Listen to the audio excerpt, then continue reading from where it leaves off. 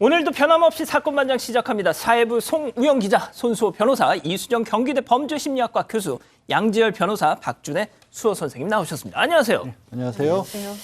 자, 제가 지난 주말에 우리 이수정 교수님 다큐멘터리를 봤어요. 제가 진짜 목에 칼이 들어와도 JTBC 외에 다른 채널은 보지 않는데 또 교수님 나오신다니까 제가 또 그걸 봤거든요. 네. 야, 그런데 진짜 감동받았는데 또 기억이 불편하신 또 이 모친과 함께 추억 여행을 또 다니셨고 특히나 제가 좀 인상적이었던 거는 부군께서 그 공부한다는 걸 그렇게 반대를 하셨었다면서요, 결혼 당시에. 그래서 아주 옛날 얘기입니다. 예, 단식 투쟁을 하셨다고요? 네, 뭐라도 이제 어필을 저의 의견을 피력해야 되니까 굶는 게 제일 강력하잖아요. 네, 그래서 굶기도 했고, 네, 여러 가지 어려움이 있었습니다만, 네, 행복하게 지금 잘 살고 있습니다. 네. 아니 근데 처음에 데이트 막 시작하실 때 그거에 대한 양해를 받아 놓으신 상태가 아니셨던 거예요? 네, 연애 기간이 워낙 짧아가지고, 네, 거의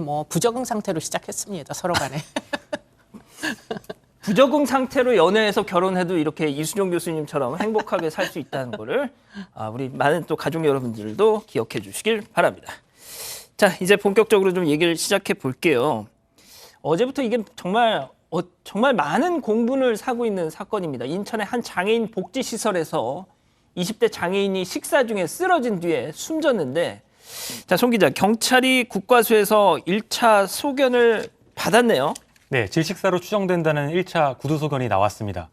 지금 식사 후에 쓰러져 숨진 겁니다. 인천 연수구의 한 장애인 복지시설이었는데요. 식사 후에 숨졌습니다. 근데 지금 국과수는 질식사로 추정된다는 구두소견을 내놓은 겁니다. 지금 아버지가 이렇게 주장하고 있습니다. 이 복지시설 종사자들이 억지로 음식을 먹이다가 이렇게 된 거다. 아들이 사망한 거다 이렇게 주장하고 있는데요. 이 사건 당일에 아들이 음식을 먹는 CCTV 영상도 지금 공개가 됐습니다. 자, 저희가 한 가지 좀 먼저 말씀드릴 게 있는데, 이 장애인들에 대한 우리 사회 인식과 돌봄이 충분히 이루어지고 있는가에 대한 이 문제의 경각심을 좀 높이기 위해서 유족들 의사에 따라서 이 피해자 숨진 희원 씨 얼굴을 가리지 않고 영상을 전해드리겠습니다. 자, 양 변호사님, 그 영상을 직접 좀 설명을 좀 해주시죠. 네, 조금 전에 보셨던 영상을 다시 보실 텐데요. 맨 오른쪽에 그 가림 처리가 안 된 분이 희원 씨입니다. 자리에 앉았는데 음식을 가져다 놓으니까 일어나려고 하죠. 예. 일어나려고 하니까 바로 옆에 있던 사람이 다시 진을 앉히는 모습이 나올 겁니다. 바로 강제로 끌어안히죠. 연이어서 계속 저항을 하는데도 억지로 끌어안히고요. 떡볶이 종류를 원래부터 잘 안 먹는다고 합니다. 좀 있으면 또 희원 씨가 일어나서 이제 다른 방으로 하는데 왼쪽 뺨을 때리는 모습 잠깐 보셨어요? 저게 싫을 때 자기 의사를 표현하는 희원 씨의 방법이라고 합니다. 그러니까 계속해서 거부 의사를 보이는데 저렇게 계속 끌고 와서 억지로 먹였는데 한 4cm, 5cm 그 가래떡 떡볶이 3개를 계속해서 먹였고 또 이 주변의 이제 주장에 따르면 아랫배를 때려가면서까지 이렇게 먹였다라고 합니다. 알겠습니다. 오늘 첫 번째 사건 체크포인트 짚어보죠. 싫다는데 억지로 점점점입니다. 자, 교수님도 영상 보셨지만 싫다는데 굳이 먹일 이유가 있었을까요? 근데 이제 먹이는 사람 입장은 충분히 이해를 합니다. 저희도 이제 불편하신 어르신들 이제 꼭 식사를 하셔야 된다 이런 마음을 충분히 이해를 해요. 그런데 문제는 이분의 이제 상태, 예컨대 지금 굉장히 근육의 경직이 와가지고 삼킴 반응을 못하는 걸로 보이거든요. 저런 분들께는 사실 저렇게 밥을 뭉쳐놓은 김밥이나 떡볶이도 쌀을 뭉쳐놓은 거기 때문에 사실 굉장히 오래 씹어야 되고 맞습니다. 삼키는 게 무지하게 어렵습니다. 그러면 이게 삼키는 게 제대로 되지 않으면 덩어리가 크면 기도가 막힐 수도 있거든요. 그런 위험을 그러면 지금 저곳이 일반 시설도 아니고 장애인 시설이라는데 저렇게까지 무조건 먹이는 게 목표였을까? 더군다나 지금 먹이는 과정을 보시면 그냥 마구잡이로 붙잡아 앉혀가지고 입에다가 우겨 넣는 게 식사인 건 사실 아니잖아요. 그런데 지금 거의 강제로 입에다가 마구 우겨 넣어가지고 지금 심지어는 먹이고 난 다음에 폭행까지 하고 그러니까 어떻게 소화가 되겠어요? 제가 이 11년 차 장애인 부모다라는 분의 어떤 글을 봤는데 보통 이런 장애를 가진 분들은 식감 이 선호가 분명하고 특히 이제 턱관절 같은 게 약한 경우에 음식 선택에도 많은 제한이 있다고 하더라고요. 네. 그래서 이제 특히나 이런 복지센터에 들어갈 때는 그 앞에 들어가기 전에 기초 조사를 거친답니다. 그래서 네. 비선호 음식, 그러니까 좋아하지 않는 음식 같은 걸 분명 적어내는 절차를 거친다고 해요. 자, 네. 그런데 이제 이런 장면이 펼쳐진 건데, 자, 그런데 이제 이 가족들 역시도 지금 하는 얘기가 분명히 그 센터 측에 우리 애한테는 이런 거 먹이지 말아라 얘기를 했다는 거 아니에요? 맞습니다. 그것도 이제 김밥을 미리 얘기를 했다는 겁니다. 지금 저기 김밥과 떡을 먹이는 장면이 나왔는데 김밥은 절대 싫어하니까 먹이지 말라 이런 말도 어머니가 했다는 겁니다. 지난 4월에 이 시설에 입소를 했다고 해요. 그러니까 입소를 앞두고 센터장과 면담을 할 때 아버지는 싫어하면 밥은 먹이지 않아도 좋다. 왜냐하면 집에 와서 우리가 먹이면 되니까 라고 했다고 합니다. 일주일에 2번, 3번 정도 3시간 반씩 가는 시설이었습니다. 그러니까 집에 와서 음식을 먹어도 충분한 상황이었던 건데 저런 일이 발생을 한 겁니다. 지금 희원 씨는 뇌병변 장애를 앓고 있는 중증 장애인인데요. 유치원 때부터 고등학교 때까지 장애인 학교에 다녔는데 큰 문제 없이 가족들의 사랑 속에서 잘 학교를 다녔다고 합니다. 근데 성인이 되고 나니까 지금 코로나 때문에 밖에 나갈 수도 없고 학교도 가지 않으니까 이제 다른 장애인들과 어울리라는 의미에서 저기를 보낸 건데요. 예. 일주일에 2, 3회 정도 보낸 건데 그러다가 저런 사고가 일어난 겁니다. 자, 손 변호사님, 더군다나 지금 문제가 되고 있는 김밥, 떡볶이 이게 원래 예정된 식단이 아니었다면서요? 네, 이 시설에 8월 식단표가 나와 있는데요. 그날 메뉴가 소고기 미역국, 소불고기, 계란찜, 상추쌈 등이었습니다. 그런데 실제로 이제 급식이 된 거는 떡볶이와 김밥이잖아요. 또 표에는 원래 없던 건데 바뀐 거예요. 그래서 도대체 어떤 경위로 이렇게 바뀌었는가 물어봤더니 연수구는 당시에 그 조리원이 휴가를 가면서 메뉴가 바뀐 거다라고 밝혔습니다.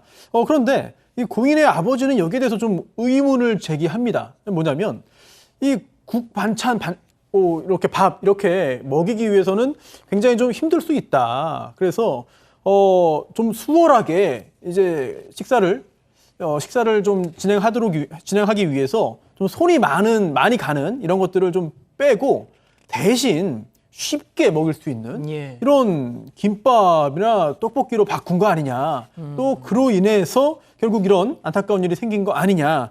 이런 의문을 제기하고 있습니다. 예.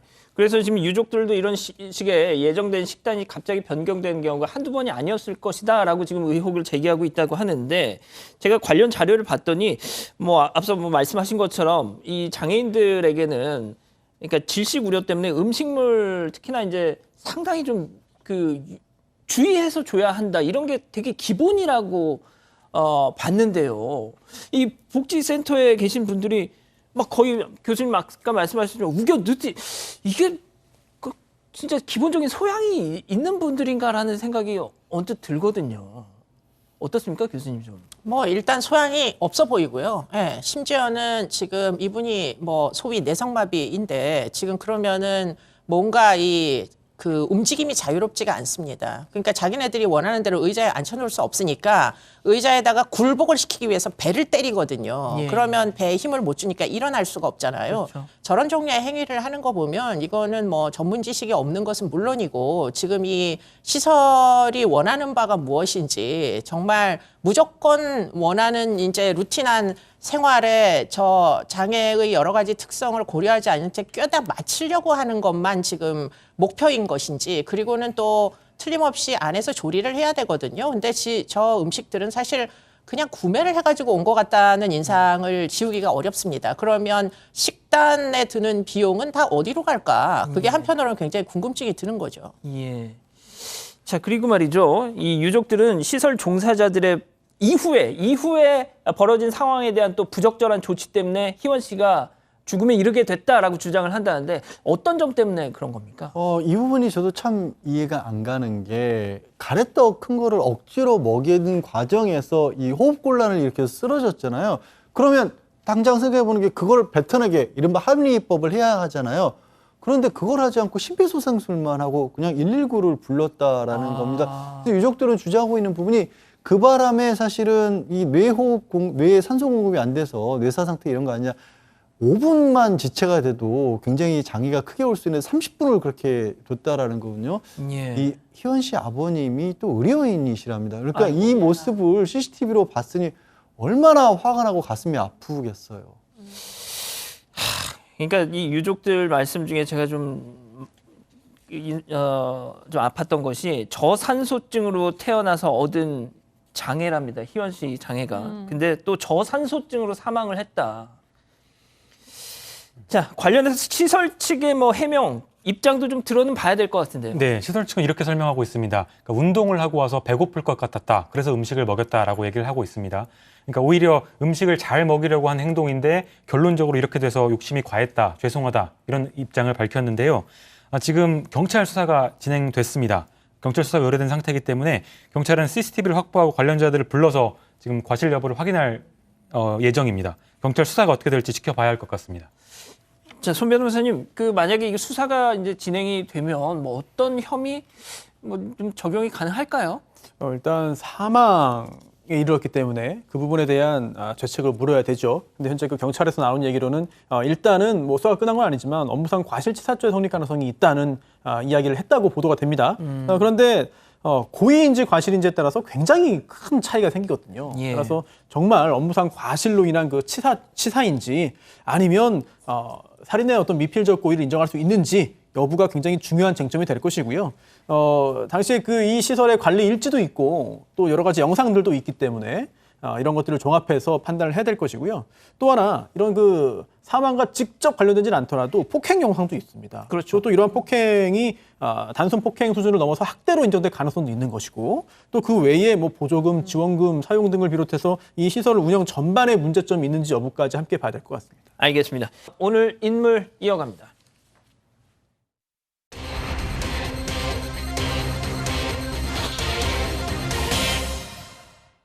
50대 여성이 거동이 힘든 남편을 10년 동안 병간호하다 목 졸라 살해한 혐의로 법정에 섰습니다.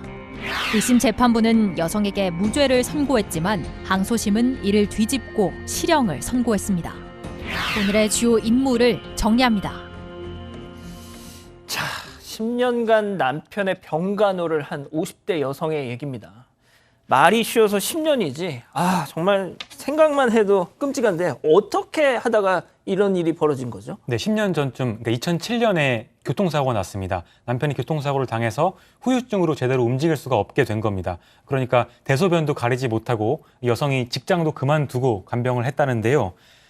병원비만 700만 원, 한 해에 700만 원이었다고 합니다. 그러니까 직장도 그만뒀기 때문에 경제적 어려움도 상당했다고 하고요. 그러다가 사망 전날인 2017년 12월 18일 밤에 크게 다투게 됩니다. 그리고 이 여성은 남편의 얼굴을 핥혔는데요.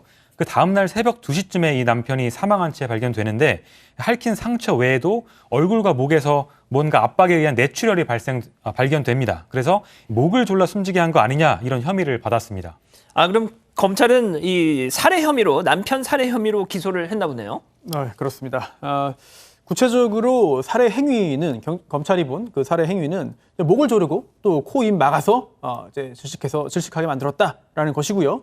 그러면 또 살인죄를 이제 주장해서 인정받기 위해서는 또 배경도 설명을 해야 되잖아요. 예. 살인의 배경 또는 동기.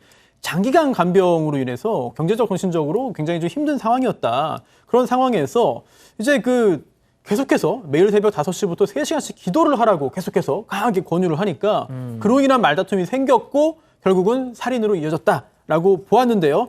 하지만 이 아내 이런 혐의에 대해서 강하게 부인했습니다. 그렇군요. 자, 오늘 인물 체크포인트 짚어보죠. 기도하다 순교라 생각했다. 양 변호사님, 이게 무슨 소리죠? 이게 이제 재판 과정에서 판사가 이 피고인에게 물은 겁니다. 사건이 있었기 전날 밤부터 당일까지 한 3, 4분 간격으로 생각나는 일을 다 얘기해 보세요라고 하다가 얘기를 듣는 과정에서 아니 그럼 남편 어떻게 숨진 것 같아요? 라고 하니까 아내가 말한 게 좀 전에 이제 손 변호사가 매일 새벽 기도를 했다라고 하지 않습니까? 기도하다가 돌아가셨으니까 이건 순교 아닌가요? 순교가 아닌가 생각했어요. 이렇게 얘기를 했다는 겁니다. 자, 일단 내용을 좀 보면 검찰에서 얘기하는 것처럼, 그러니까 안 그래도 간병 때문에도 힘든데 거기다 대고 새벽에 일어나서 3시간 동안 기도하라. 이게 약간 이 트리거가 되지 않았는가라는 생각이 드는데 교수님 좀 어떻게 보십니까? 글쎄 뭐 충분히 그 분쟁이 될 수 있을 것 같아요. 잠을 자야 되는데 새벽에 잠도 안 재우고서는 새벽 기도를 해달라 3시간씩 그것도 그러면 사실은 당하는 사람 입장에서 보면 굉장히 불편함을 호소할 수 있죠. 그래서 그걸로 부부싸움까지 한 것까지는 지금 입증이 되는 걸로 보입니다. 뭐 핥힌 자국이 있고 이런 것들로 봤을 때. 그런데 문제는 이제 그 다음에 어떻게 사망했는지가 1심 재판에서는 뭐 확인이 좀 잘 안 된다, 입증이 잘 안 된다 이런 입장인 것 같고요. 그 부분이 그 대목이 이제 정말 합리적 의심을 넘어설 정도로 뭔가 증거가 있어야 되는데 현장에 무슨 CCTV도 없고 뭐 그 부분이 지금 애매했던 것 같습니다. 예. 일단 법적인 부분은 지금부터 좀 따져보죠. 그래서 1심 판단이 어떻게 나왔습니까? 1심 판단은 무죄가 나왔습니다. 증명되지 않았다고 본 건데요. 여기에는 국과수의 소견이 큰 역할을 했습니다. 지금 재판에서 국과수는 사인이 질식사일 가능성을 부검 소견만으로 배제하기 어렵지만 그래도 사인은 불명이다라고 제시를 했습니다. 그러니까 목 졸려 숨진 건지를 확실히 확인할 수가 없는 상태였고요. 또 재판부는 이 여성이 곧바로 119에 신고를 하고 응급조치를 시행했다. 그걸 종합해서 보면 목 졸라 살해했다는 점이 의심 없이 충분히 증명됐다고 보기는 어렵다. 이렇게 판단했습니다. 자, 손 변호사님, 그런데 항소심 재판부의 판단은 조금 달라지죠? 그렇습니다. 이 사건에서 핵심은 그래서 정말 아내가 살해를 한 것인가, 살인인가, 그렇지 않은가 여부인데요. 이제 항소심 재판부는 좀 더 구체적으로 좀 세밀하게 따져봤습니다. 일단 이 사망의 원인을 5개로 좀 분류를 했어요.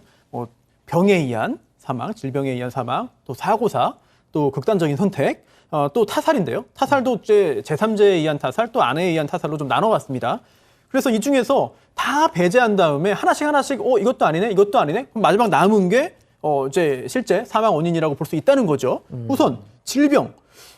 부검 결과에 따르더라도 이거는 뭐 사망할 만한 그런 질병은 없었습니다. 이제 제외됐고요. 두 번째. 이제 아내의 이야기에 따르더라도 사고로 죽었다고 볼 정황도 없어요. 이거 역시 배제. 자, 그다음 실제로 뭐 스스로 목숨을 끊을 만한 상황도 아니었습니다. 그런 근거도 없고 따라서 극단적인 선택도 배제. 그렇다면 타살 가능성이 남는데요. 그렇다면 이 타살 가능성이 있다는 얘기는 타살로 본다는 얘기는 누군가 살해했다는 것이고요. 그 살해한 사람이 제3자냐 아니면 아내냐 이게 남아 있습니다. 그런데 이 사망 전에 이틀 동안 함께 있었던 사람이 남편과 함께 있었던 사람이 아내뿐입니다. 예. 그렇기 때문에 아내가 살해한 것이다 라는 결론이 도출됐습니다.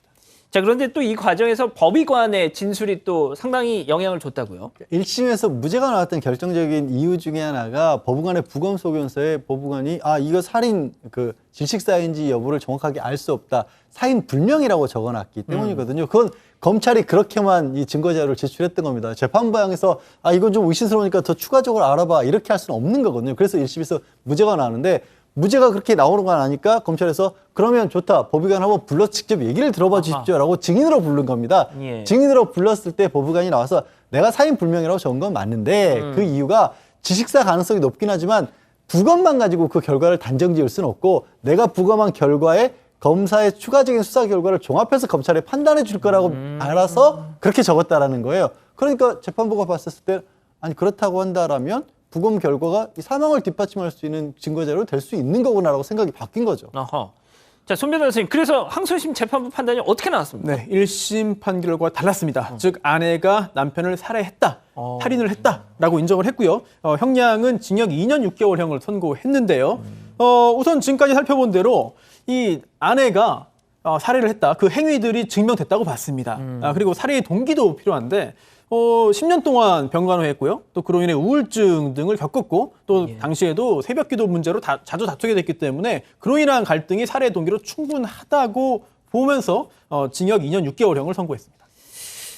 자, 교수님, 제가 이 서울신문에서 3년 전에 이 간병 살인 사건 108건을 분석한 그런 기획 기사가 있더라고요. 그래서 제가 들어오기 전에 그 기사를 쭉 읽어봤는데 그러니까 식사와 약을 거부한다는 이유로 또 뭐 대소변을 벽에 이렇게 바른다는 이유로 뭐 섭섭한 말을 했다는 이유로 정말 이 간병 과정이 매일매일이 전쟁터다. 정말 그 피해자들의 막 정말 가슴 아픈 사연들이 쭉 이렇게 소개가 되고 있더라고요. 뭐 교수님도 이렇게 어머님을 지금 모시고 계신 입장에서 일단 그랬다는 거예요. 이 사망한 남편의 네, 형제들이 우리 형수 좀 선처해 달라. 그래서 뭐 그런 게 형량에 좀 영향을 주지 않았나 싶은데 좀 어떻게 보십니까? 이거 전반적으로. 글쎄 살인의 고의가 인정된 사건 치고는 형량이 높지 않다. 2년 반밖에 안 나왔으니까. 그런데 이제 그럼에도 불구하고 지금 입증 과정이 충분했는지는 전 여전히 좀 의문이 있어요. 그러니까 기도 폐색으로 이제 결국 질식사라는 소견인데 그러면 목을 졸라서 질식사가 된 건지 아니면 베개로 눌러서 질식사를 한 건지 그런 부분들이 분명하게 입증이 됐는지가 여전히 의문이고요. 그러나 정황상 보면 뭐 2심 재판부가 얘기한 것처럼 마지막 순간에 있었던 사람이 아무래도 아직까지는 살아있던 사람이 숨이 끊기는데 영향을 주지 않았겠습니까? 어쨌든 외력에 의해서 기도가 폐색됐으니까. 그러니까 아마도 이제 어떤 살인의 고의를 인정한 것까지는 뭐 합리적인 의심 정도까지는 되지만 정말 입증하는 과정이 쉽지가 않았을 것 같고요. 그런데 이제 고려해봐야 되는 게 뭐냐. 10년 동안 간병을 하잖아요. 제정신인 상태가 아니게 됩니다. 진짜로. 네, 거의 우울증은 맨날 달고 살고요. 그리고는 뭐 수면제나 뭐 신경안전제 이런 거 장기 복용했을 개연성도 높고. 진짜 그 수면 부족에 그렇게 시달리신다고. 그렇습니다. 네. 그러면 마지막 순간에 베개로 누른 상태를 기억을 못할 수도 있어요. 극단적인 경우에는. 그렇기 때문에 지금 제가 되게 이게 좀 이상한 사건이라고 보이는 게 119에다 즉시 전화를 했거든요. 살려달라고. 그러면 그 바로 119에 전화하기 직전 정신 상태하고 119에 전화할 그 순간의 정신 상태가 동일하게 합리적 판단을 할 수 있는 상태였는지 누구도 입증할 수가 없기 때문에 그러면 지금 이 정신감정 여부에 대해서는 왜 안 따졌는지 잘 모르겠어요. 뭐 아무튼 진짜 이게 참 가슴 아픈 뭐 이 가해자를 마냥 이렇게 비난할 수가 없는 또 사건이 아닌가 이런 생각이 드네요. 자, 오늘 인물 이렇게 정리하고요. 오늘 법 이어갑니다.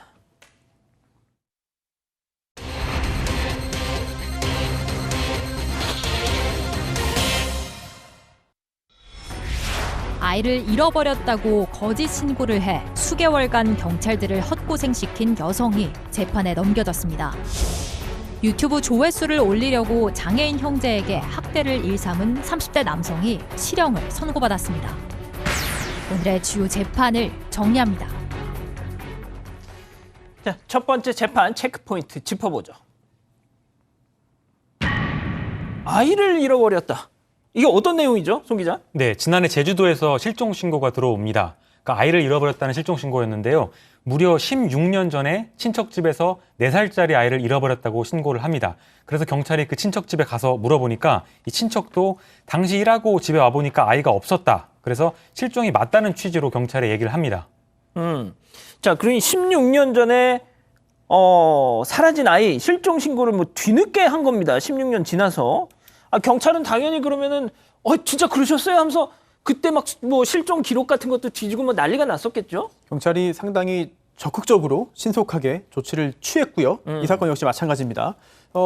현장에 당시 그 신고가 들어온 그 실종 장소라고 이야기 들어온 그 현장에 이제 인력을 파견해서 탐문 조사를 실시했고요. 그리고 또 당시 2004년이죠. 2004년 당시 발생한 변사 사건 관련된 기록들도 몇 달 동안 다 확인했습니다. 이렇게 상당한 수준의 경찰력이 투입됐습니다.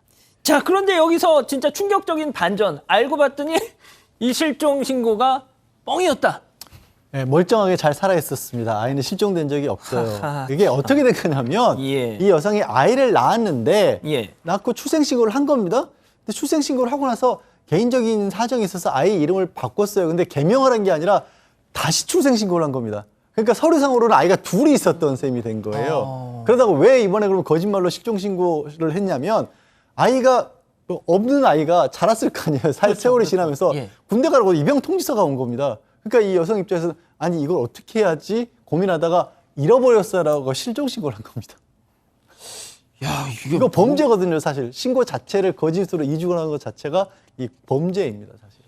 아니 그러면 재판에 어떤 혐의로 이런 경우는 넘기나요? 이 경우에는 지금 재판에 넘기는 건 이게 거짓 신고를 해서 경찰력을 낭비한 거니까 허위 신고로 얘는 공무집행 방해죄로 위계한 공무집행 방해죄로 재판에 넘겨졌어요. 보통 허위 신고했었을 때 요즘 장난전화 같은 경우에도 심한 경우에는 공무집행 방해로 하고요. 아니면 뭐 그냥 가벼울 경우에 경범죄 정도로 처벌을 하기도 하고 많은 행정력이 낭비가 됐다 그러면 손해배상이 청구도 합니다. 적극적으로 응대합니다. 자, 교수님 지금 우리 가족 여러분들이 뭐야 이거 크크크크 막 이러고 좀 너무 황당해 하시는데 이거 뭐 어떻게 설명을 해야 될까요? 저도 크크크입니다. 네, 진짜 어떻게 이런 일이 있나 모르겠어요. 애 엄마가 좀 그 합리적 사고를 하는 사람인지 일단 기본적으로 이해가 안 되고요. 물론 뭐 좀 이렇게 판단 능력이 떨어지시는 분들은 실수로 뭐 가가지고 제대로 설명을 못하니까 애가 하나 이미 있는데 또 애를 출생신고를 하러 왔으니까 둘째인가 보다 이렇게 생각을 했을 수도 있을 것 같기도 하고 의사소통에 이제 주민센터나 이런 데 가서 출생신고할 때 의사소통을 제대로 하셨나 그것도 의문이 되고요. 그리고는 그 이후에도 아마 알 수 있는 뭐 주민등록 등본이나 이런 거 띄면 사실 2명의 아이가 등장을 하게 되니까 확인할 수 있는 길이 있었을 텐데 그거를 정정을 안 한 이유는 아마도 일종의 과실 같은 것도 있었던 것 같습니다. 그래서 좀 경찰에게는 좀 뭐 죄송한 얘기지만 이게 정말 심각한 범죄인지 약간 의문이 들긴 합니다. 네. 예. 자, 그러면 재판부 판단은 어땠습니까, 송 기자? 네, 징역 10개월에 집행유예를 선고했습니다. 집행유예 2년을 선고했는데요. 일단 그 위계에 의한 공무집행 방해죄가 성립은 한 겁니다. 근데 부장판사가 뭐라고 말을 했냐면 공무원들의 정당한 직무집행이 방해되는 결과를 낳아서 죄책이 가볍지 않다. 다만 이중으로 출생신고된 아이에게 병역통지서가 나오니까 어떻게 해야 될지 몰라서 이 사건 범행에 이르게 된 거를 고려했다. 이렇게 설명했습니다. 지금 제가 다시 한번 정리를 요약해 드릴게요. 자, 자식은 1명입니다. 자, 그런데 출생신고를 2번을 해가지고 서류상 아이가 또 하나가 있었던 거예요.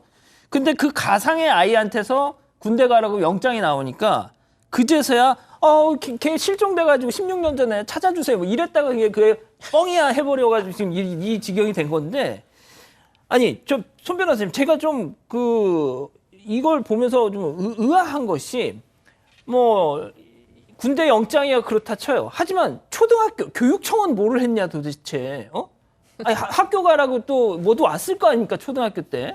요즘은 그런 취약 연령이 되면은 모든 게 다 드러나죠. 예. 그런데 과거 이게 또 한참 전이기 때문에 지금과는 또 시스템이 약간 다른 점에 의해서 좀 허점이 있었던 것 같고 일단 이 사건 허위로 신고한 거에 대해서는 처벌을 받았고요. 그럼 과거에 그럼 이중으로 출생 신고한 거 어떻게 된 거냐? 그렇죠. 그것도 사실은 유사해요. 그거 역시 거짓말에 의해서 공무집행 방해한 거고 또 공정증서 원본 불실기재죄 그리고 또 그에 따른 행사죄 등등 여러 가지 죄가 성립할 수 있습니다만 그런데 지금 결국은 숨기려고 했지만 들통난 거잖아요. 예. 그런데 조금 전에 보시는 것처럼 기소가 안 됐습니다. 또 유죄 판결도 안 받았죠. 그 부분은. 예. 이게 너무 옛날 겁니다. 16년이 지났잖아요. 그래서 아마 시효가 하하. 이미 다 완성된 게 아닌가라는 짐작이 들고요. 또 이 이중 출생 신고가 지금 이 사건은 약간의 해프닝성도 있어요. 뭔가를 좀 뭐 당황해서 감추려고 이제 이렇게 했던 것도 있는데 이 신고 자체를. 근데 최근에는요. 이 지원금이나 보조금을 받으려고 이렇게 2중, 3중 태어나지 않은 아이를 출생신고하는 경우도 있거든요. 아 진짜요? 네, 그리고 또 심지어 이거를 전문으로 하는 브로커 조직도 있습니다. 출생이 좀 저하되면서 또 출산율이 낮아지면서 이거를 좀 높이려는 시도를 이제 여러 가지로 하고 있죠. 근데 또 이런 과정에서 또 그걸 또 이용하려는 사람들도 있기 때문에 이 부분은 좀 철저히 좀 가려내야 됩니다. 알겠습니다. 자, 첫 번째 재판 이렇게 마무리하고요. 두 번째 재판 체크포인트 짚어보죠. 또 짜증납니다. 조회수 올리려고. 예, 이거 자, 이게 이 두 번째 사건 한 통의 제보에서 이게 세상에 알려지기 시작한 거잖아요. 네네. 지난해 7월에 제보가 한번 들어옵니다. 이게 전남 장애인 권익 옹호기관에 장애인 학대 의심 신고가 들어온 건데요. 평소 이 지역에서 살던 장애인 형제가 있었는데 뭐 살도 많이 빠지고 허름한 차림으로 돌아다닌다. 그리고 평소에 나오던 일터에도 어느 순간 나오지 않는다. 학대가 의심된다. 이런 신고가 들어온 겁니다. 이 형제는 모두 지적 장애가 있고 아버지도 장애인인 상태였습니다. 기관이 즉시 조사에 착수해서 가봤더니 그 피해자들이 많이 만나기 위해서 지적 장애인들이 많이 머물 만한 곳들을 다 찾아다녔다고 합니다. 그러다가 오랜 기간 걸쳐서 한 남성으로부터 이제 학대와 착취를 당했다는 형제의 말을 듣게 된 겁니다. 자, 이 가해자는 누구였습니까? 같은 동네에 사는 백 씨라고 하는 남성이었는데요. 이 사건 시작은 2018년으로 거슬러 올라갑니다. 동네 선배, 고등학교도 같은 데에서 나왔다고 합니다. 형제에게는 처음에는 친하게 지내고 싶다라고 호의로 접근을 했어요. 밥도 사주고 심지어 가족들에게도 소개를 해주면서 여행도 함께 다녔다라고 어허. 합니다. 그러면서 친하게 지내고 싶다. 당연히 형제 입장에서는 고마운 사람이었겠죠. 그런데 오래가지 않았고요. 학대와 착취가 곧 이어졌습니다. 자, 그 형제에게 저지른 학대와 착취 어떤 내용들이었습니까? 참 화가 좀 많이 나는데요. 일단 이 형제를 데리고 그 여행을 갔어요. 그런데 그 여행에서 내가 돈 너무 많이 썼다. 너희들 먹고 자는데 들어간 돈이다 이러면서 240만 원을 갚으라고 이제 하고요. 근데 그거 받지 못하니까 때립니다. 아하. 처음에는 손으로 때리기 시작하다가 이제 그 폭력이 점점 더 강해진 거죠. 뭐 효자손으로 머리 때리고 벽돌로 위협을 하고 또 살충제를 얼굴에 뿌리고 아이고. 또 벽 앞에 세워놓고 손으로 잡아봐라 라고 하면서 칼을 던지기도 합니다. 이런 폭행들을 자행을 하고요. 그리고 경제적인 부분에서도 이제 범죄를 가하는데 지인이 운영하는 인력사무소에 보낸 다음에 일을 하게 만드는 거죠. 그다음에 그 급여를 또 가로채고요. 또 여러 가지 개인적인 심부름을 시키고도 뭐 그에 대한 대가를 지급하지 않고 또 더 충격적인 건 통장을 직접 관리해야겠다고 이제 합니다. 사실상 통장을 뺏어간 거나 마찬가지죠. 예. 그 후에 이 형제 앞으로 들어왔던 뭐 장애 수당, 뭐 장애 연금, 복지 일자리 급여 이런 것들을 직접 챙겼는데 이게 100번 넘게 가져왔어요. 그래서 합해봤더니 1,200만 원 이상입니다. 그런데 말이죠. 앞서 이 체크포인트에 나온 것처럼 저희가 며칠 전에도 그런 거 전해드렸잖아요. 네. 그 정신지체 여성을 자기 여자친구라고 막 하면서 막 옷을 벗기는 그런 유튜브 방송을 했던 뭐 BJ 땡총가 하는 그 유튜브 얘기도 했었는데 이 인간도 약간 좀 뭐 이제 방법은 다르지만 그렇게 했다는 거 아닙니까? 네, 비슷하게 했습니다. 그러니까 이 사람은 지역 홍보대사다, 블로거다 이걸 자처했다고 합니다. 그러면서 유튜브를 했다고 하는데요. 이 장애인 형제의 우스꽝스러운 모습을 올려서 조회수를 높이려고 했던 것 같습니다. 어떤 모습을 찍어 올렸는지 보니까 이 장애인 형제를 바닥에 엎드리게 한 뒤에 올라타서 그 모습을 이제 방송을 했고요. 형제 얼굴에 비닐랩을 칭칭 감거나 큰 비닐을 덮어 씌운 채 길가에 그냥 앉아 있어 봐라 이렇게 강요를 했다고 합니다. 이 모습들을 방송을 했고요. 그래서 수익도 챙겼는데 물론 이 수익 나온 것들은 한 푼도 이 형제에게 주지 않았다고 합니다. 아니, 저는 지금 우리 가족 여러분들도 그 말씀을 하세요.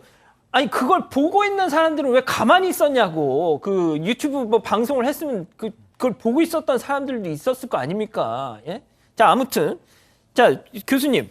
그런데 이 거의 그냥 노예 아닙니까? 노예? 돈 벌어다 주는? 그렇죠. 완전 노예에다가 지금 더 이해가 안 되는 건 저 유튜브로 영상을 뿌려가지고 결국은 그 안에서 또 금전적인 수익을 챙긴 거잖아요. 그랬겠죠. 이게 지금 정상적인 일인지 잘 모르겠는데 이런 사건에서 사람들이 제일 궁금증을 갖는 건 그게 너무 고통스럽고 힘들었을 텐데 왜 그럼 도망가지 않았냐, 예. 왜 신고 안 했냐 이런 질문들을 하시는데 예. 지금 이런 이제 그야말로 사회적으로 이렇게 약간 격리돼가지고 지금 이 가해자들 속에서 지금 구금 상태거든요. 사실은 그런 상태로 놓여 있는 사람들은 합리적인 판단을 하기가 비판 능력을 갖기가 무지하게 어렵습니다. 더군다나 이 사람들은 다 장애인이기도 했거니와 이런 상황을 우리가 뭐 소위 정신적인 지배 상태, 가스라이팅 상태다 이렇게 이제 볼 수가 있어가지고 그런 경우에는 이렇게 이제 심리적인 무력감까지 느끼도록 하는 학대 행위까지 더해서 아주 엄벌해야 됩니다. 예. 네. 자, 그래서 수사가 시작이 됐는데 이 가해자 뭐 반성은커녕 오히려 야 니들 뭐야 하면서 막 협박을 했다고요. 그러니까 수사가 시작되고 얼마 되지 않아서 몇 달 정도 지나서 갑자기 이 형제가 경찰에 전화를 걸어서 그동안 저희가 피해 봤다고 한 거 다 거짓말이었습니다. 처벌을 원하지 않습니다. 라고 아이고. 전화를 걸었어요. 근데 이게 뭐였냐면 보복 협박이 시작됐다라는 이제 정보 보고까지 지금 잡힙니다. 그렇게 전화를 걸고 나서 형제가 숨어버립니다. 아이고. 연락이 안 되는 거예요. 그래서 이걸 원래 이 고발을 했던 기관 측에서도 찾아 나서고 경찰도 찾아 나서고 어렵사리 찾아 나서 왜 그러냐 그러니까 너무 무서워서 숨었다라는 거예요. 이 백 씨가 이 형제를 찾아내가지고 니네들 때문에 나 병원 다니고 있고 우울증 걸렸고 진단서 다 끊어놨고 이것도 SNS에 올리겠다고 한 겁니다. 예. 그러니까 이거 장애가 있는 형제들이잖아요. 그게 너무 무서웠다는 겁니다. 천만다행히 경찰이 신속하게 조치를 취해서 이 백 씨 구속을 시켰습니다. 법원 판결 어떻게 나왔습니까? 네, 징역 2년형이 나왔습니다. 일단 재판부가 아주 강하게 꾸짖었어요. 같은 지역에 사는 지적 장애인 두 사람을 상대로 장기간 동안 여러 차례 범행했다는 점에서 죄질이 굉장히 좋지 않다. 라고 지적을 하면서 징역 2년형 등을 선고했는데 특히 이게 그 유튜버 지위를 이용해가지고 예. 나는 억울하다 이런 말을 계속 했다는 거예요. 그래서 오히려 이 피해자 형제들이 더 비난을 받게 만들었고 또 범행 후에도 협박해서 고소 취소를 종용하기도 하고요.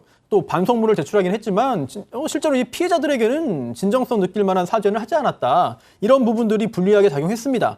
그런데 뭐 어쨌든 잘못 인정하고 반성하는 모습이 있었고요. 그리고 또 이 가해자 역시 지체장애인이었습니다. 아, 진짜요? 네, 그래서 이제 지적장애 등으로 인해서 이제 혼자 생활하기 힘든 그런 그 아내와 세 자녀를 부양하는 점이 특히 참작이 돼가지고 징역 2년형이 선고됐는데 성적 학대의 경우에는 징역형, 실형 선고되는 경우가 상당히 많습니다. 하지만 그 외의 경우, 즉 신체적, 뭐 정서적, 경제적인 착취의 경우에는 징역형이 선고되더라도 집행이 유예되거나 아니면 벌금형에 그치는 경우가 상당히 절반 이상이라는 그런 조사도 나와 있습니다. 아니 본인 몸도 불편하면서 세상에 이런 형제들한테 이런 자 교수님 근데 말이죠 진짜 이 돈 있는 곳에 범죄 난다고 요즘 이 유튜브 시장에 진짜 너무 일부입니다만 정신 나간 인간들이 너무 많아요 진짜. 네. 앞으로도 또 있을 거 아닙니까? 뭐 이미 많고 앞으로도 내내 있을 것 같은데 이유는 뭐냐? 온라인은 사이버 공간은 사실은 치안이 없잖아요. 그러니까 이제 이번에 잠입수사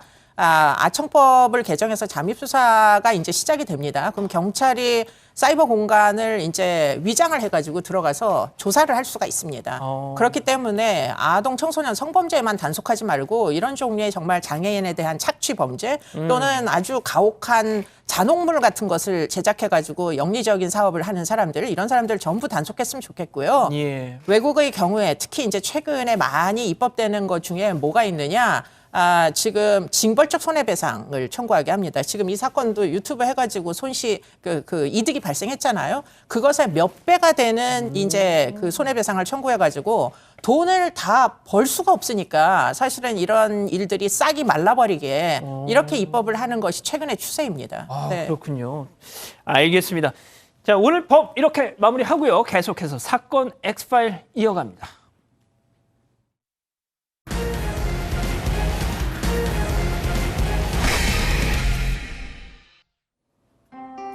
얼마 전 모르는 여성이 SNS를 통해 제게 말을 걸어왔습니다. 프로필 사진을 보니까 미군 군복을 입은 미모의 한국 여성이었습니다. 처음 그녀가 제게 건넨 말은 친구가 되고 싶다였죠. 한국인 어머니와 미국인 아버지가 어릴 때 돌아가셔서 미군에 입대했다는 그녀의 이름은 카스트로 김. 대화는 며칠 동안 이어졌습니다. 그녀는 곧 한국에 오겠다고 하면서 한국에 가서 할머니를 찾아보고 싶다. 너는 참 좋은 사람 같다는 말도 빼놓지 않았습니다. 그러던 어느 날 갑자기 돈이 든 금고 사진을 보내옵니다.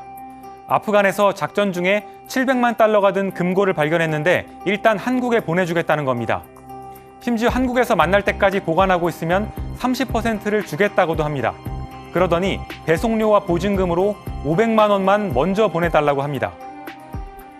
이쯤 되면 가족 여러분들도 눈치채셨죠? 맞습니다. 최근 SNS에서 기승을 부리고 있는 로맨스 스캠이었습니다. 알고도 당한다는 로맨스 스캠은 이렇게 피해자 맞춤 전략까지 자유자재로 구사하고 있었습니다. 30대인 제게는 아픈 사연이 있는 미모의 미군 여성이 제격이었다고 생각한 것 같습니다.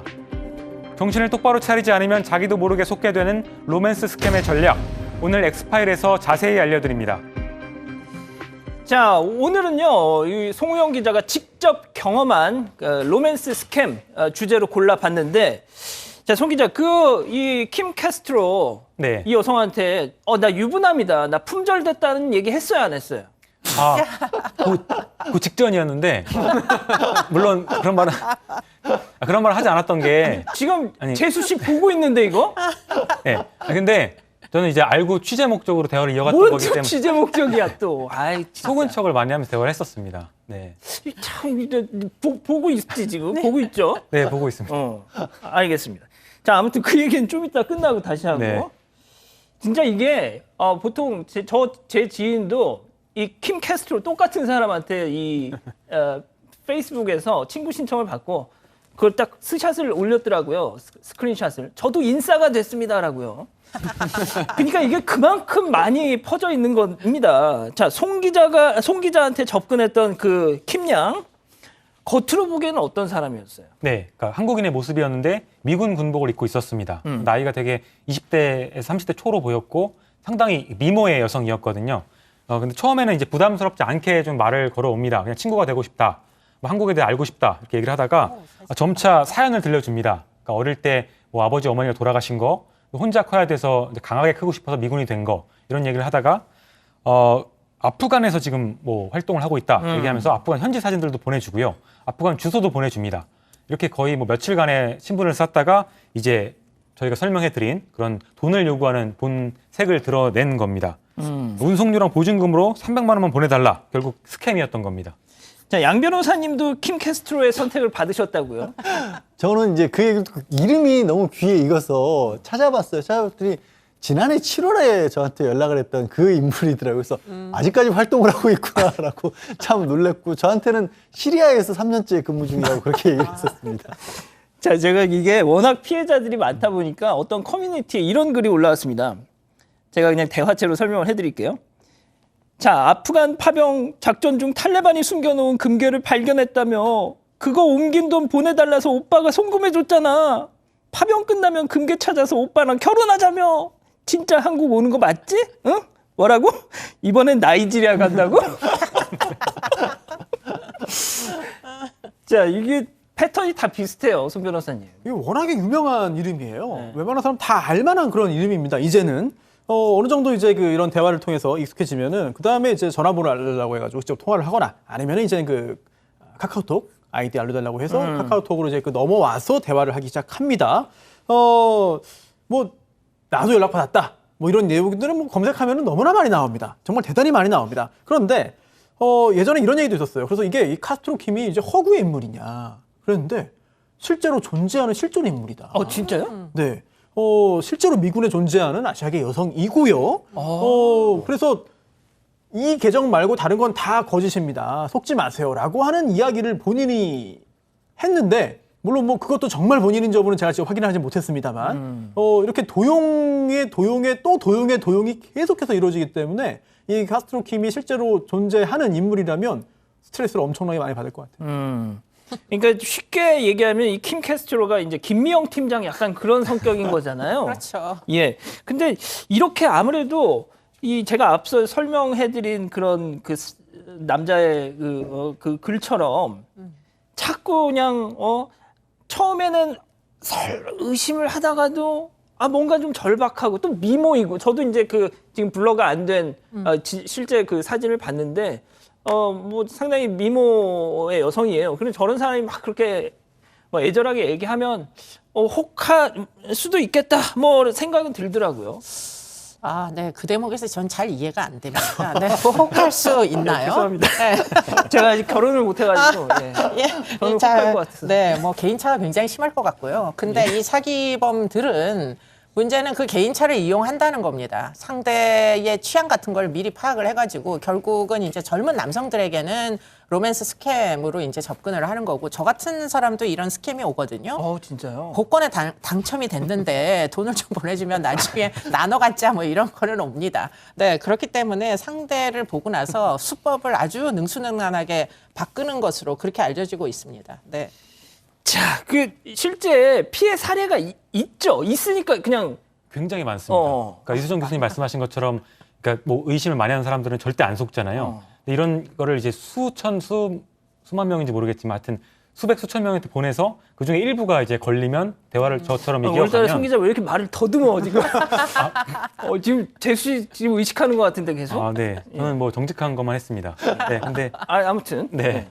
그래서 이제 그 소수의 연락 온 사람들을 이제 타겟으로 삼아서 이런 걸 이어가는 겁니다. 저 같은 경우는 이제 보도 목적으로 이어갔지만 이어가면은 이제 이거 걸렸다라고 생각해서 더 적극적으로 나오거든요. 그러니까 답변을 안 하는 사람한테는 말을 안 하지만 답장을 한두 번 하기 시작하면 더 많은 얘기, 더 많은 사진들을 보내오기 시작합니다.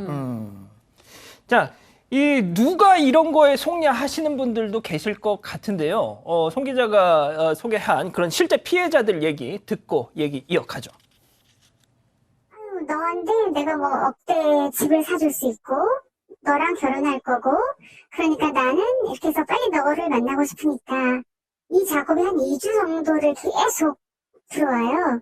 호감을 갖게 하고 그 다음에가 난 지금 너무 무서워서 아프가니스탄에 나오고 싶으니까 제발 300만 원만 넣어줘라. 그게 있어야 다른 사람하고 대체할 수 있으니까.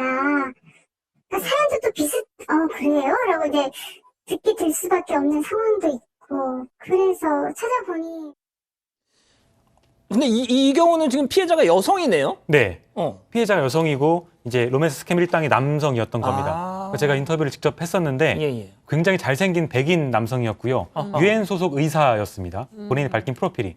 제가 보낸 사진들도 봤는데 정말 잘생긴 우리가 흔히 상상할 수 있는 영화배우 같은 백인 의사였고요. 또 유엔 가운을 입고 의사 가운을 입고 사진도 보내줬었습니다. 2주 정도 저런 모습이 이제 2주 정도나 친해지는 과정을 거쳤다고 하고요. 그 후에 이제 아프간에서 지금 뭐 환자를 돌보고 있지만 이제는 그만하고 싶어서 나가려고 하는데 그 대타 의사를 구해야 나갈 수가 있으니까 전역할 수가 있으니까 300만 원만 보내달라 이렇게 얘기를 한 겁니다. 근데 이 여성이 중간에 의심을 갖긴 했는데 의심을 접은 이유가 있었습니다. 그러니까 이 여성이 영상 통화도 걸어봤다고 해요. 그러니까 사진을 도용한 걸까봐 영상 통화를 걸어봤는데 진짜 그 의사가 그 가운을 입고 받은 겁니다. 저도 그걸 확인했거든요. 그러니까 이 경우에는 이 백인 일당이 그러니까 본인 사진을 직접 걸고 직접 사기를 쳤던 겁니다. 물론 이제 유엔 소속은 아니었겠죠. 직접 사기를 친 거고 그러니까 이 인터뷰를 마치고 이제 저희가 며칠 후에 이 여성분한테 연락을 또 제가 받았었는데 정말 놀랐던 것 중에 하나가 이런 말씀을 하셨습니다.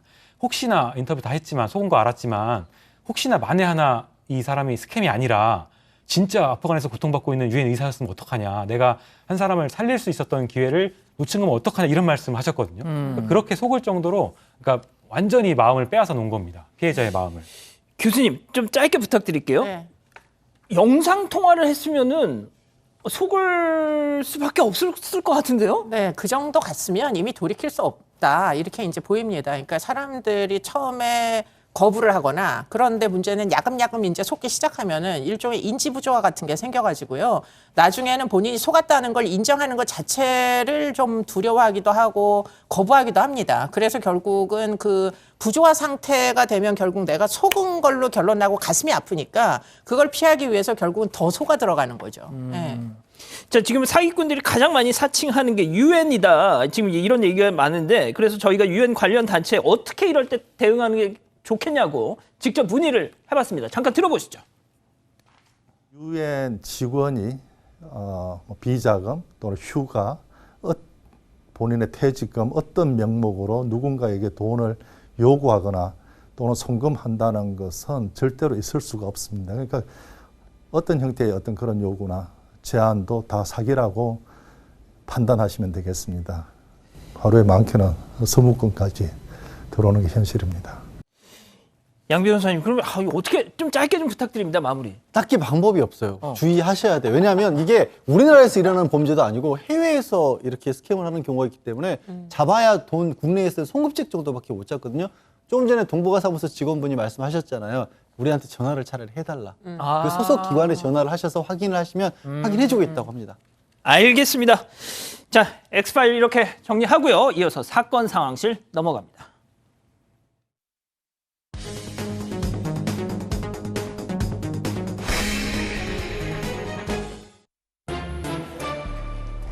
지금 이 시간 사건 상황실에 올라온 화제의 뉴스입니다. 울산에서 술에 취한 여성이 택시 위에 올라가 난동을 피우는 일이 있었습니다. 사흘 전 울산 남구의 한 사거리, 멈춰있는 택시 위에 서 있는 한 여성이 보입니다. 주위에 사람들이 몰려드는데도 아랑곳하지 않는 이 여성. 차 지붕 위에서 구두를 신은 채 쿵쿵거립니다. 만취 상태였던 여성은 결국 출동한 경찰에 제압됐는데요. 경찰은 여성을 재물손괴 혐의 등으로 입건해 조사하고 있습니다. 비 오는 날 배달을 시켰다는 이유로 콜라를 고의로 흔들어 배달하는 영상이 논란입니다. 사흘 전 한 온라인 커뮤니티에 일부러 콜라를 흔들어서 배달하는 사람이라는 제목의 글이 올라왔습니다. 함께 게재된 영상에는 배달원 본인이 직접 촬영한 것으로 보이는 장면이 담겨 있었는데요. 욕설 섞인 말을 내뱉으며 엘리베이터에서부터 콜라를 위아래로 세차게 흔드는 모습이 포착됐습니다. 이후 배달원은 흔들어 놓은 콜라를 음식과 함께 그대로 손님 집 문 앞에 내려놨는데요. 누리꾼들은 손님이 콜라 뚜껑을 열 때 음료가 흘러 넘치도록 배달원이 고의로 콜라를 흔든 것으로 보고 있습니다. 자, 목마르다고 팍 했는데, 아유, 진짜 저 인간 진짜 너무하네요, 진짜. 아니 저는 도대체 이해가 안 가는 게 왜 저걸 스스로 찍어서 영상으로 그러니까요, 올릴 생각을 그러니까. 하는지 모르겠어요. 왜냐하면 이 사람 지금 음식점이나 아니면 저 배달 그 운영 업체 있지 않습니까? 거기 업무를 방해했다고 충분히 볼 수 있어요. 형사처벌 받을 수도 있어요. 찾기도 쉬울 수도 있습니다. 그렇죠. 그 누군지 뻔히 알 수 있잖아요. 신고한 사람 있으면. 아니, 그러니까 그러려면 라이더 일을 안 하면 되죠, 말이죠. 자, 이 만취한 여성이 택시 위에 야, 그 영상 다시 한 번만 좀 보여주세요. 이거 어떤 상황입니까, 이게? 네, 이게 만취한 여성이었는데요. 지금 기억은 할지 아마 의문인데 지난 22일 밤이었습니다. 그러니까 울산 남구의 한 사거리에서 처음에는 휴대폰을 들고 멈춰있는 택시한테 가서 휴대폰으로 택시를 내려치기 시작했다고 합니다. 기사가 막으면서 왜 이러냐고 하니까 성희롱으로 고발하겠다면서 차량 위로 올라갔습니다. 그다음에 지금 구두를 신고 있는데 구두를 신은 채로 저 위에서 쿵쿵 뛰기 시작합니다. 그러면서 이런 말을 하는데요. 대통령님, 제가 제 입으로 말하는 인물들 다 사형. 지금 나를 찍는 너희들은 다 떳떳해? 찍어봐 한번. 뭐 이렇게 얘기를 했다고 합니다. 그 근처에 있던 인파에서 몇 명이 멋있다 이런 식으로 호응이 좀 있었나 봅니다. 그러니까 난동이 더 심해졌다고 하고요. 결국 출동한 경찰에 의해서 멈춰졌습니다. 모르긴 몰라도 지금 이 여성, 아유, 술이 웬수지 막 머리를 쥐어뜯고 있겠죠? 자, 다음 소식 이어서 전해주시죠. 남녀가 오토바이를 타고 올림픽대로를 질주하는 모습이 포착됐습니다. 그런데 이 두 사람 헬멧을 착용하지 않은 상태였습니다. 열흘 전 올림픽대로를 달리는 오토바이 한 대. 오토바이에 타고 있는 두 사람 헬멧도 쓰지 않은 모습인데요. 심지어 뒤에 탄 여성은 긴 머리를 휘날리며 배달통 위에 앉아 있습니다. 운전자의 어깨에 손을 올린 채 안정적으로 달리는 것처럼 보이지만 오토바이가 갑자기 급제동이라도 한다면 앞으로 튕겨져 나가 크게 다칠 수도 있는 상황인데요. 아슬아슬해 보이는 위험한 질주, 자신은 물론 다른 운전자들을 위해서라도 부디 이런 무모한 행동은 하지 않으시길 바랍니다. 가수로 또 배우로 활약하고 있는 그룹 에이핑크의 정은지 씨가 스토커를 고소했습니다. 닷새 전 정은지 씨의 소속사는 경범죄 처벌법 및 정보통신법 위반 혐의로 스토킹 가해자에 대한 고소장을 제출했습니다. 소속사 측은 가해자가 지난해 3월부터 스토킹을 해왔으며 접근하지 말라고 여러 차례 요구했지만 최근 자택까지 찾아오는 등 정도가 심해져 법적 대응을 하게 됐다고 밝혔습니다. 정은지 씨는 지난 7월 자신의 SNS를 통해 스토킹에 시달리고 있는 사실을 공개하기도 했는데요. 당시 정 씨는 요즘 집 앞까지 찾아오는 사람들이 있다며 나도 너무 싫지만 주변 사람들한테도 피해를 준다고 말했습니다. 스토킹 범죄, 지금까지는 가벼운 처벌이 적용됐지만 오는 10월부터는 정식 범죄로 규정돼 처벌이 강화된다고 하는데요. 과연 스토킹 피해를 줄일 수 있는 해결책이 될 수 있을까요? 지금까지 사건 상황실이었습니다. 자, 교수님, 정은지 씨 저 문제 좀 정리를 좀 해주시죠. 어떻게 봐야 되는지. 네, 그분 입장에서는 팬이라서 그랬다라고 이야기하실지 모르지만 문제는 이제는 그런 변명이 통하지 않습니다. 스토킹 처벌법 아까 말씀하신 대로 입법이 됐고요. 그래서 본인의 의사에 반해서 지금 저렇게 쫓아다니거나 SNS들을 이용해가지고 계속 괴롭히고 문자 보내고 감시감독을 하는 이런 행위들을 하게 되면 전부 신고 대상 행위가 되고요. 지금 처벌을 받는 것뿐만 아니라 스토킹 처벌법에는 접근 금지를 신청할 수 있게 돼 있습니다. 그래서 100m 안에 접근 금지를 신청을 하게 되면 지금 이런 행위가 전부 다 과태료 그리고는 상습 이제 그 임시조치 위반하게 되면 형사처벌도 결국은 가능할 수 있게 이렇게 될 것 같습니다. 전 변호사님, 그 스토킹 그 법 시행 일자가 언제죠?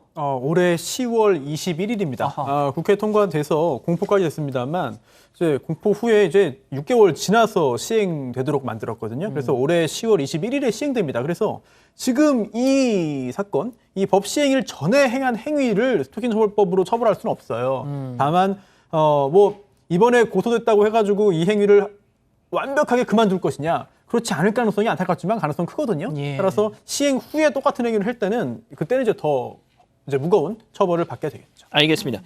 자, 그 올림픽 테러 질주 영상 다시 한번 좀 보여주시죠. 양 변호사님 왜 저러고 살아요, 진짜? 어?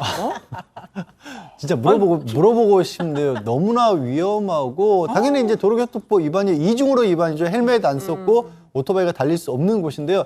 참 어처구니가 없는 게 그 와중에 또 마스크는 챙겼었네요. 아, 그래? 이게 도대체 뭘 하신 건지 모르겠습니다. 예. 보는 분들이 더 위험해 보여요. 교통사고보다 코로나가 더 무섭다. 뭐 이건가요, 지금? 저 저거 연령층 만약에 조금만 쓰잖아요? 네. 휙 날아갑니다, 저거. 미사일입니다. 정말. 예. 글자가 들어. 제가 어렸을 때 오토바이 사고를 겪어봐서 아는데요.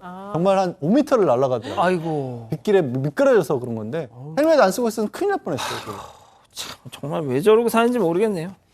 자, 사건 상황실 이렇게 정리하고요. 이어서 사건 현장 이어갑니다.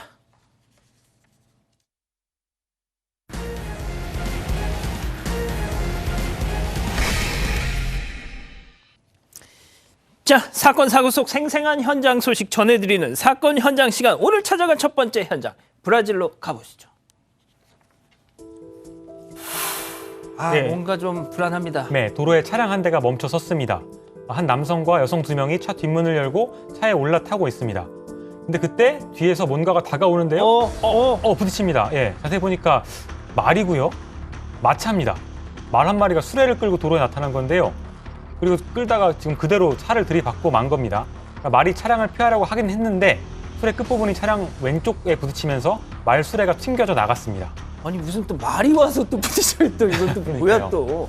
이 말수레는 보니까 지금 남성 4명이 타고 있었는데요. 이들이 왜 탔는지는 잘 모르겠지만 영상을 자세히 보시면은 수레 끝에 저렇게 걸터 앉아 있거나 서 있습니다. 네, 그래서 차량과 부딪히니까 탄 남성들도 저렇게 튕겨 나갈 뻔했습니다. 그래서 좀 가볍게 충돌하면서 다행히 다친 사람은 없어 보이는데요. 이거 진짜 한문철 변호사가 이거 딱 뭐라고 진단을 할지 좀 궁금한데. 예. 그러니까요. 어디 가는 거예요, 근데 말수레? 근데 말이 지금 그냥 가버립니다. 사고가 났는데 말수레가 사고 현장을 가니까 지금 차에서 부딪혀서 나온 사람들이 지금 황당해서 그냥 쳐다봅니다. 근데 말수레는 이미 떠나 버렸고요. 저거 근데 뺑소니 아닌가요? 저게 말로 뺑소니를 한 것 같은데. 네. 우마차도 이제 차에 포함되겠습니다. 아, 진짜요? 네. 같이 처리해야 돼요. 근데 저거 어떻게 잡죠? 네? 어떻게 잡죠? 번호판 있는 것도 아니고. 좀 쉽게 잡을 수 있을 것 같아요. 원래 아, 번호판은 없지만 저 마차가 아주 희귀하기 때문에 어디로 갔는지를 수동을 하면 그만 잡을 수 있지 않을까 싶습니다. 알겠습니다. 자, 다음 현장 중국으로 이어가죠. 일단 중국이어서 좀 불안합니다. 예, 중국 하얼빈의 한 거리입니다. 남성과 여성이 인도를 걸어가고 있는데요. 근데 그때 반대편에 있던 나무가 갑자기 쿵 하고 쓰러집니다. 사람들 깔린 거 아니에요 혹시? 예, 그래 보였는데 남성과 여성은 다행히 쓰러지기 직전에 옆으로 좀 옮겨서 다치지는 않았다고 합니다. 근데 저 길 반대편에 다른 여성이 있었는데 저 여성이 나무 아래에 깔렸는데요. 시민들이 힘을 모아서 나무를 들어 올리면서 무사히 저 여성도 구조할 수 있었다고 합니다. 이 여성이 다치긴 했는데 병원으로 옮겨져서 치료를 받았고 생명에는 지장이 없는 상태라고 합니다. 근데 저 왜 갑자기 쓰러졌어요, 나무? 저 나무가 사시나무의 일종이라고 하는데요. 뿌리 쪽을 보면은 뿌리 쪽이 속이 텅 비어 있습니다. 그러니까 뿌리가 사시나무 떨다 할 때 그 사시나무. 네, 그 사시나무입니다. 네, 보면요. 뿌리가 저렇게 다 썩어 있습니다. 그래서 넘어지면서 나무가 인도 위로 저렇게 그냥 쏟아진 겁니다. 이 이후에는 또 다른 피해가 이어지지 않도록 쓰러진 나무를 잘라서 치워버렸다고 합니다. 아이고, 알겠습니다. 자, 다음은 최근 온라인에서 화제가 되고 있는 영상 준비해봤는데요. 화면 보시죠. 네. 여기 뭐죠? 여기도 중국인데 자동차 판매장이에요. 예. 근데 사람들이 전부 여기저기 모여서 바닥에서 뭘 줍고 있죠. 자세히 보면 동전을 줘서 하나하나씩 세고 있습니다. 그렇게 세서 일정 금액이 모이면 그 투명한 봉투, 하얀 봉투도 있죠. 예. 저기에 담아서 이렇게 모아서 분류를 해놓은 겁니다. 그냥 봐도 동전이 뭐 어마어마한 양으로 보이지 아니, 않습니까? 이게 왜 동전이 저렇게 바닥에 깔려 있는 거죠? 자동차 전시 판매장이라고 했잖아요. 예. 저 한 남성이 아들한테 자동차를 사주려고 동전이 든 가방 17개를 가지고 왔다라고 하는데 자세한 얘기는 해당 매장 직원에게 한번 들어보시죠. 因为他家里是那个做生意的嘛，卖面粉嘛，包括其他一些小生意啊，自己家面粉袋子，然后装的好多硬币，有1块的、5毛的这种。他谈好价格的话是下午5点多，20多个人吧，我们数钱数到了晚上将近9点，5万1左右。我们也是第一次见嘛，看到自己身上真的是数钱数到手抽筋儿。 그러니까 직원 말에 따르면 일부러 저런 건 아니고요. 사러 온 분이 밀가루 비스킷 같은 거 장사를 하면서 한 푼 한 푼, 그러니까 소매상의 모양이죠. 아. 동전을 그때그때 들어올 때마다 모았다가 들고 오신 거라고 하는데 남성이 가져온 동전이 우리 돈으로 918만 원이었답니다. 918만 원을 동전으로 들고 온 거예요. 그래서 직원들이 자동차 한 대 파는데 3시간이 넘게 동전을 셌다고 하니까 손에 쥐 날만 하죠. 아니, 보통 어디 가서 저렇게 하면 이건 엿드세요 할 때 이렇게 하는 거 아닙니까? 그러니까 그런 게 아니었다라는 거예요. 아니 근데 저걸 하려면 은행 가서 한번 바꿔가지고 가는. 은행에 가면 은행 직원들이 저 고생을 했을 것이고요. 아마 생각을 했겠죠. 아니, 은행 그러면 직원들 장사하는 날 그 당일 벌면 그거 좀 환전 좀 해가지고. 아마도 가지고 이 말아요. 남성이 은행에 대한 신뢰가 없지 않았을까. 아 저거는 엿드세요 할 때 하는 건데. 아니, 근데 선이었어요. 아들 사주려고 왔다잖아요. 알겠습니다. 자 다음은 아르헨티나로 가보시죠. 아 이거 뭐죠? 저게 쥐를 닮았는데 너무 거대해 보이지 않습니까? 카피바라라는 동물입니다. 카피바라 떼가 나타난 거예요. 부에노스 아이레스 외곽의 한 부촌이라고 하는데 주택가를 돌아다니면서 차도도 막고요. 쓰레기통 뒤엎어서 또 반려동물을 또 공격까지 한답니다. 어마어마한 말썽을 부리고 있는 건데 거의 저 정도 폭동이죠. 뭐 주민들이 최근에 몇 주 동안 카피바라들이 너무나 자주 나와서 골머리를 앓고 있다고 합니다. 아니 근데 쟤네들이 사는 곳이 아닐 거 아니에요 주택가가. 원래는 습지에서 사는 야생동물이에요. 한 10마리 이상씩 무리지어서 사는다고 하는데 근데 카피바라가 살던 서식지가 부동산 개발을 하면서 줄어드니까 이때가 도시로 몰려들면서 이런 일이 벌어지고 있는 거 아니냐 이런 분석이 나오고 있습니다. 또 일부 주민들은 카피바라 떼를 다른 장소로 옮겨야 한다고 주장을 하고 있는데 반대로 환경보호단체들은 카피바라가 이 지역을 습격한 게 아니라 인간들이 카피바라 서식지를 침입한 거다 이렇게 또 반박을 하고 있습니다. 실제로 이 마을 이 강삼각주 습지 위에 건설이 됐다고 합니다. 저기 땅값 무지하게 떨어지겠네요 그럼. 그래서 뭐 어떻게 해야 될지 모르겠는데 대책이 마련되지 않은 상황이라. 어휴. 근데 저렇게 사고는 일으키는데 어떻게 살아, 직접 저기서. 카피바라가 사람을 공격하는 일까지는 없었다고 하는데요. 더 심각한 건요. 지금 한 400마리 정도가 돌아다닌다고 하는데 2년 정도 지나면 저게 3,500마리로 불어날 것이라는 예측도 나오고 있습니다. 아 이게 설치류니까 뭐 쥐 번식력 얼마나 뭐 엄청난지 아시잖아요. 최근에 개봉한 한 영화에 쥐떼가 나오는 영화가 있었거든요. 그게 갑자기 떠오르는 그런 무서운 장면입니다. 사실. 야 저기 못 살 것 같은데. 알겠습니다. 또 이어서 또 동물이네요. 다음은 동물이 주인공인 호주로 가보시죠. 이건 뭘까요? 네, 고속도로 갓길에 보니까 지금 흑조 한 마리가 보입니다. 자세히 보니까 옆에 작은 흑조 한 마리가 뒤뚱뒤뚱 걷고 있는데요. 아마 흑조 새끼인 것 같습니다. 어미랑 같이 산책을 나온 모양인데 근데 이 흑조가 고속도로를 가로지르려고 하니까 한 트럭 운전사가 도로로 나왔습니다. 어미 흑조와 새끼 흑조가 안전하게 고속도로 건널 수 있도록 손을 저렇게 위아래로 흔들면서 도로 반대편으로 몰고 있습니다. 그래도 이제 뭐 다치지 않게 이렇게 인도를 하고 있는데 잘 갔을까요? 네, 잘 가야 될 텐데 지금 행인도 돕기 위해서 나왔고요. 어미 흑조와 흑조에게 다가가서 저렇게 몰고 있습니다. 조심스럽게 길 반대편 쪽으로 저렇게 몰고 있고요. 아이들이 근데 잘 안 가네요. 네네 무슨 말인지 이해는 잘 못하는 것 같은데 결국엔 저렇게 잘 안내를 해서 반대편 길에 공원에 잘 도착했다고 합니다. 이 고속도로에서는 평소에도 흑조나 오리 같은 동물들이 저렇게 길을 가끔 건넌다고 하는데요. 이번에는 저렇게 잘 됐는데 매번 저렇게 하면 또 운전자들이 운전을 조심해서 해야 될 것 같습니다. 그 부분에서. 알겠습니다. 자, 마지막은 어떤 동물일지 화면으로 만나보시죠. 네, 문틈 사이로 의자가 움직이는 게 보이는데 그 강아지가 의자를 밀면서 가고 있습니다. 엉덩이 받치는 부분에 지금 앞발을 얹었고요. 한 발 한 발 앞으로 조금씩 나아가고 있습니다. 저 어떻게 하는 건지 좀 신기하기도 한데 의자를 밀면서 어딘가로 가고 있습니다.